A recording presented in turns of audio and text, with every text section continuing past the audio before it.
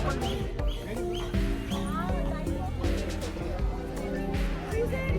note to history because it's going to get dark very soon. So we're not going to be able to see whatever we can, I'll try and talk about it. I'll let you introduce the person who is your guide for today, which is Ajit. AI/ML professional by day and history aficionado by night. So that's what that is. Yes. Let's go like this. And the fight is Bengal Swiss, right? So both of them have kind of come together to create this fun situation. So two of the most recognizable trees of India in one. So एक के नाम पे बिल्कुल बने. So let's go. This is one of the 3 World Heritage Sites in Delhi. We are privileged. This is the city with the maximum number of World Heritage Sites in the country. There are 3, so this is the first one.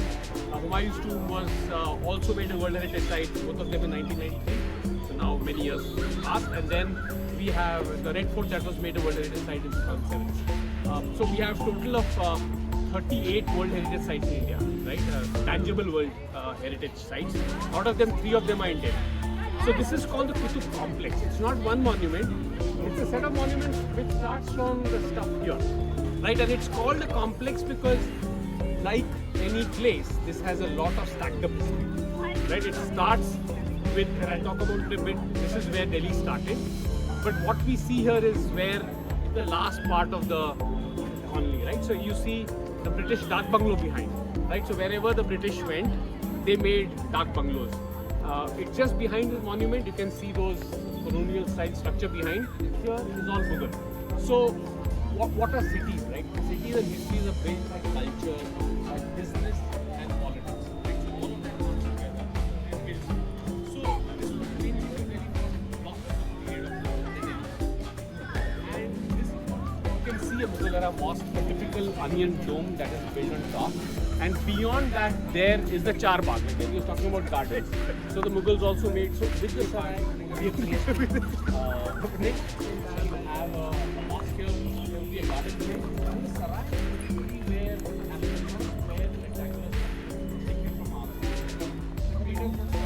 Not only you, your second and you use them in.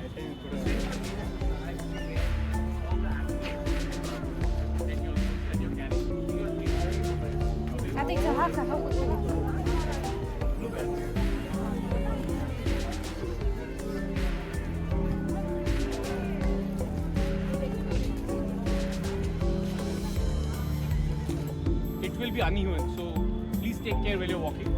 I like to make trips, so please be careful. Can you see the fruit on the tree? Children, can you see the fruit on the tree? Yes, small little thing. It doesn't look delicious. It isn't particularly. Depends on your taste. This is bakul, molsari. Molsari. It's a molsari.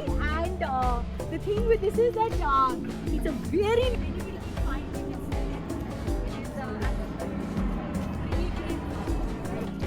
Most of you who are here said you're from Delhi. We are in the almost the southern end of Delhi, right? All of Delhi is that side, north of us, which is in a part of Afghanistan. He left behind a general office, Qutb-ud-din Aibak, who was the guy who stayed around and continued increasing the empire of Muhammad Ghori. But Muhammad Ghori died in 1209, and then what happened was Qutb-ud-din Aibak sort of became independent as an emperor, and he set up what is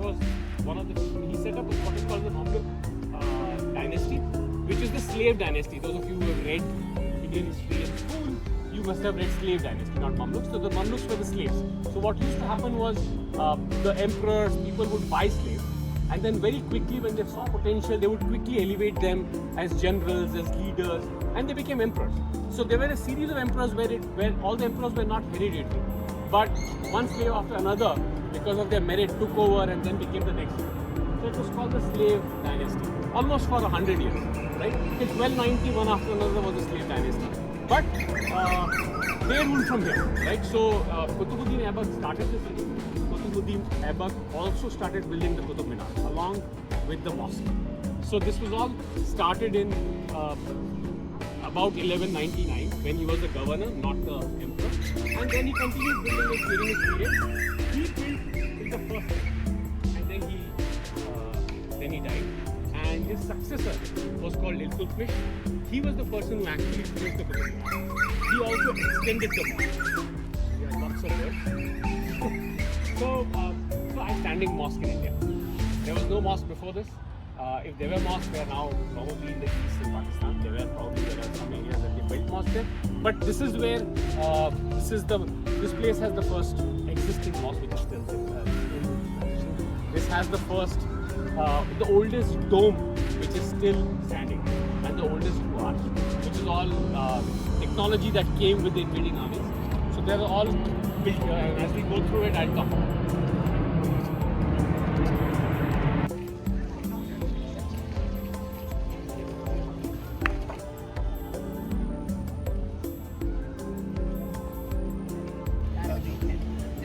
Middle East, let's call that, coastal Kerala.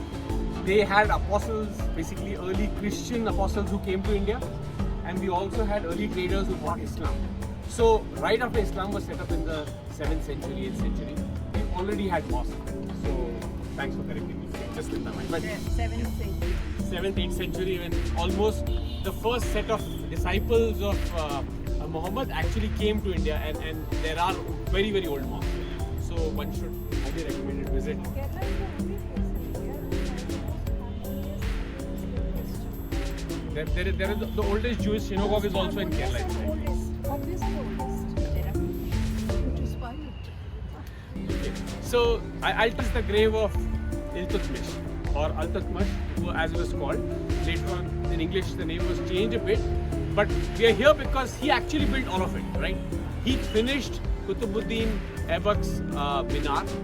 He had only built one layer when he died. The rest of the layers, all three of them, were built by Iltutmish. He finished it. He extended the mosque. These arches that you will see, we'll go to the other just set up. There was no surety whether the empire will survive, or with Muhammad Ghori going back, a lot of people would go back and it may not survive. So he had made a small mosque, and at the end of it, once it survived for a long time, Iltutmish actually expanded it very big. He also built his own Muslim. So this is a Muslim. We'll go inside it because it's very beautiful. And there's a lot. The political capital for, let's say, the next 1,000 years. Intermittently it was trying to figure it out, and then it came back here. But that is what made Delhi what it is today. That it was the capital of the Sultanate, and this is where one after another emperors kept coming, and even people from the east, when Sher Shah wanted to become the big emperor, he came and attacked Babur and took over Delhi, and he made his own Shergarh capital in Delhi. Iltutmish was the Sultan of the empire for 4 years, from 1236 to 1240. But she was almost the only woman Sultan in, I think, the whole Islamic world, right? There was never any other woman ruler who ruled in her own name. Even in India, we had other queens, right? We had Rani Lakshmibai and all, but she ruled in her son's name.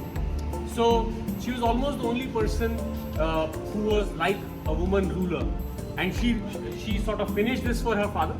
And at that point in time, this was the first large tomb. Imagine, of course, today we know Humayun's tomb, all the tombs, Taj Mahal, etc., etc., etc., right? But this is the first tomb ever in India, right? Which was built in this way. There was a large dome, a big structure. Most nobles would not create a huge tomb, and even any emperors who were not well off wouldn't do it, because in death you want to be humble. So typically people would go and get themselves buried next to a noble mine. You have Qutb-ud-din Bakhtiyar Kaki, who's one of the leading saints of the time, right here in Mehroli. His dargah is there, and they have a lot of emperors that were buried here. But for Iltutmish, his daughter made this tomb, and you can see this is a very early part of the Islamic period, because when you look at the structure here, right, you will see. I think that. So you will see arches here.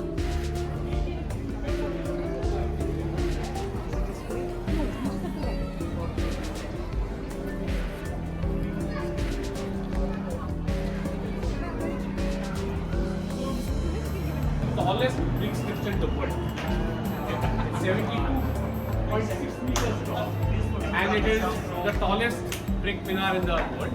And he said, no, big emperor, big egos, they want to achieve something bigger. And there were some accidents and then they closed it. So even this was open till late 80s, the first level, and even that was stopped because some people fell off. So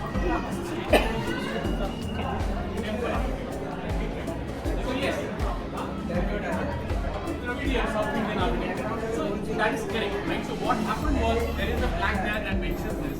When Muhammad Ghori's armies came, they demolished 26 temples here because they needed material, right, to build their mosque. And this is absolutely normal. This happens many times in Delhi. You take the structures built by the earlier political entity and repurpose it. It's called spoiler. Typically, they would take some rubble and leave.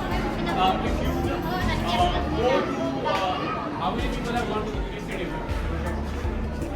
And it says there that 27 temples material was used. There were Jain temples and Hindu temples, and material from them was used to make this.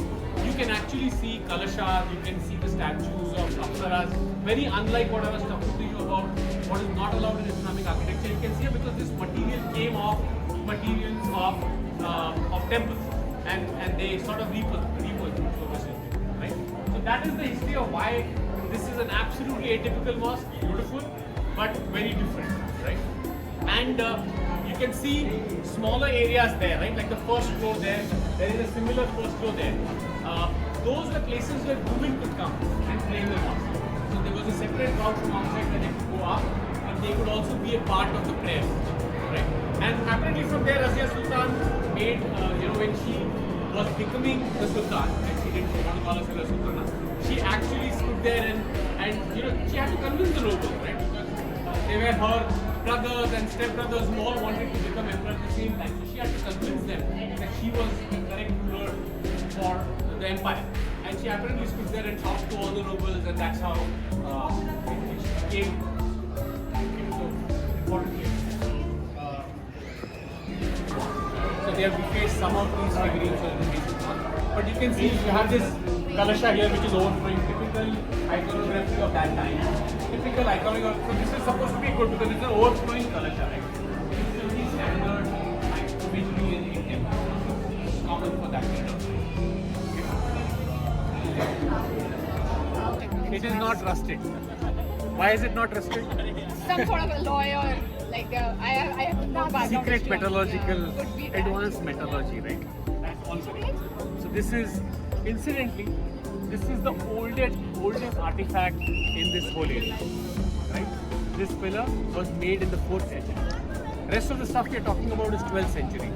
Iltutmish was building this in 13th century. Some levels of the minarets were done in the 15th, 14th century. The Mughal gardens you saw 16th, 17th century, right? So much later in time. This is 4th century. 1,000 years before some of this stuff was happening. So this is the oldest artifact in this whole complex. And how does one know it is that old? Till 4th century AD, 800, 900 years of time, the script stayed the same. Then it was lost. Nobody knew of what it was for 1500 more years. And then it was deciphered by Prinsep. He was a clerk in the British East India Company. It was built by Chandragupta II, who also took the name of Vikramaditya. So it was built by him. It also says where it was built. It was built at a place called Vishnupada. Okay? So Vishnupada says it was built there. And Vishnupadagiri is where it was installed. So a lot of research has happened where it is, and what is now sort of acknowledged as its real source is in the Udaigiri Hills in central India in MP, right? Which is where this was originally put by Chandragupta. And what happened was, how did it land up here? As war spoils. So Anandpal Tomar, who was the first person I said to set up the Lalkot walls and all of that, he actually extended his empire, and as a part of war spoils, he got that pillar from there, and he was a big Vishnu Bhakt because this was a part of a Vishnu temple there in Udaigiri. He came and built a Vishnu temple here and put this pillar in it, saying that this is Vishnu's thing. So you have a 30 centimeter scale, twice in that, but it is safe. It is not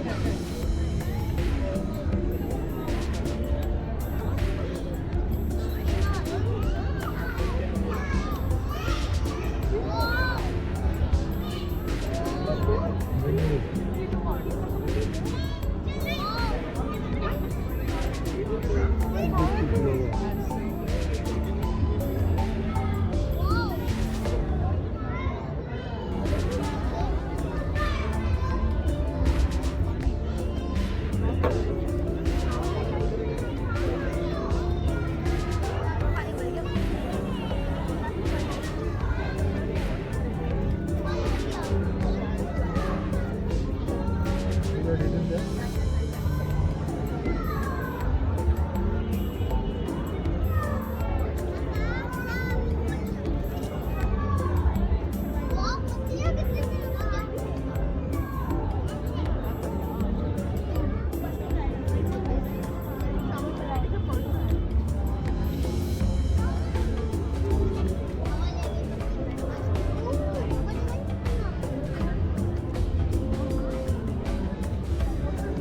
दिख रहा है कोई messages दिख रहे हैं तो सारे पढ़ नहीं जा रहे लाइक ये there is some word there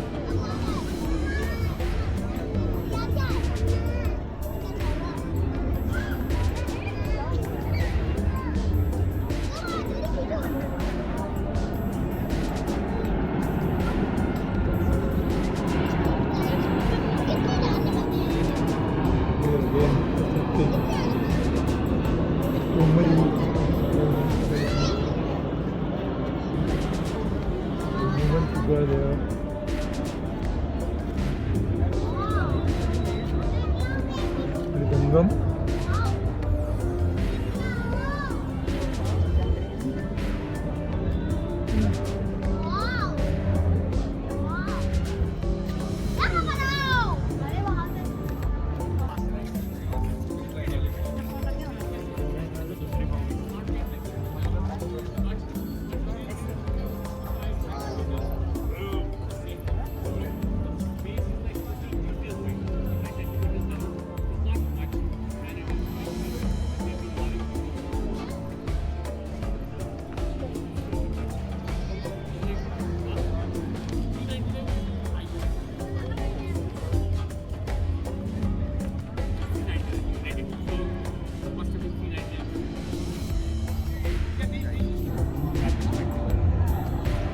And you can see there are windows here, like you can see a slot here, which is opening, so when the stair goes inside, the staircase goes up.